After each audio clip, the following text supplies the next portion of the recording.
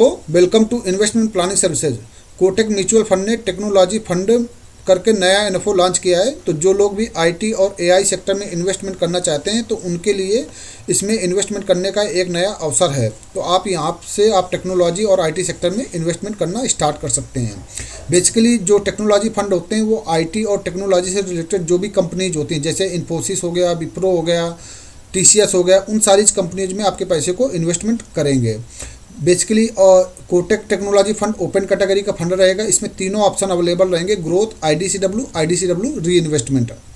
NFO आपको 12 फरवरी को open हो गया था और ये 26 फरवरी 2024 तक ओपन बना रहेगा और उसके बाद ये एनएफओ क्लोज हो जाएगा। अगेन 7 मार्च को ओपन हो जाएगा री इन्वेस्टमेंट करने के लिए। तो अगर एनएफओ पीरियड में आप इन्वेस्टमेंट करना चाहते हैं तो 12 फरवरी से 26 फरवरी के बीच में इन्वेस्टमेंट करना पड़ेगा, और अदरवाइज एनएफओ के बाद इन्वेस्टमेंट करना चाहते हैं तो फिर 7 मार्च से अगेन आप इसमें इन्वेस्टमेंट करना स्टार्ट कर सकते हैं। मिनिमम एसआईपी और लमसम भी इसमें 100 रुपये का ही है। बेंचमार्क जो इसका रहेगा बीएससी टेक इंडेक्स टीआरआई रहेगा। एग्जिट लोड 1% का रहेगा। अगर आप 30 दिन से पहले पैसे को विड्रॉ करते हैं तो एग्जिट लोड का ध्यान रखिए। आप लोग इन्वेस्टमेंट करते हो और कुछ दिन बाद निकाल लेते हो, तो यहाँ पे अगर आपको पैसे को विड्रॉ भी करना है तो 30 दिन के बाद ही आपको विड्रॉ करिए ताकि एग्जिट लोड ना लगे। अगर इस फंड ने सपोज 1 महीने में आपने इन्वेस्टमेंट कर रखा है, इस फंड ने अगर 12% का रिटर्न दिया, ठीक है, तो 1% का तो एग्जिट लोड लग जाएगा, तो आपको ओवरऑल तो 1% का ही रिटर्न बनेगा, 11% का ही रिटर्न बनेगा। तो फंड को विड्रॉ करने से पहले आप एग्जिट लोड को जरूर कंसीडर करिए।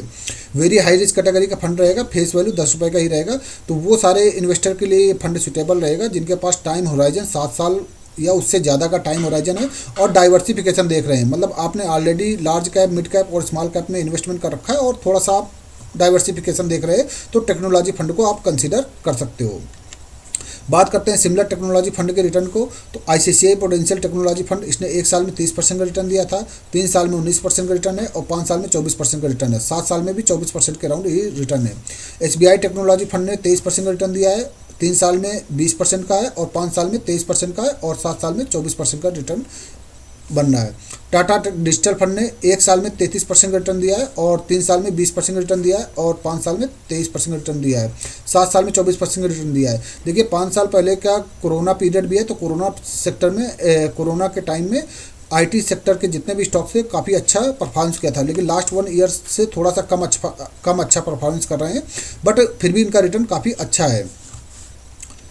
बाकी किसी भी टाइप के म्यूचुअल फंड में इन्वेस्टमेंट करने के लिए आप मेरे को व्हाट्सअप कर सकते हैं और चैनल को लाइक और सब्सक्राइब करिए, इससे मुझे बहुत हेल्प मिलती है।